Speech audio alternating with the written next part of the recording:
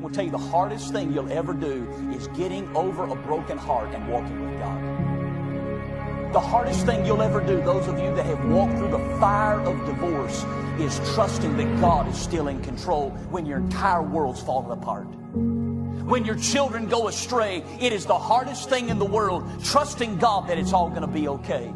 Whenever you go down to the grave of somebody that you love with all of your heart, you're going to go down there with a broken heart. And every time you pass by that cemetery, a piece of you is laying 6 feet under the dirt. And yet God is still dealing with you. And God is still calling you. And God is still working with you. And you're over here saying, God, it never turned out like I thought it was going to turn out. My family's as broken as they've ever been. How in the world, ladies and gentlemen, we live in a messed up society. We live in a broken world. There's a lot of sorrow. There's a lot of broken hearts. People have to go through divorce. People have to go through death. People have to deal with disease. People have to walk away from sorrow. They have children that betray them. But remember this, at the end of the day, this day is not over. I know it looks like this is the end of it. I know it looks like this is all there is to it. But our God is calling you to the other side. In spite of the sorrow, He's calling you to the other side. In spite of the brokenness, He's calling you to the other side. In spite of the fear, you've got to keep on going, because the wholeness you desire waits on the other side where the God of heaven is calling.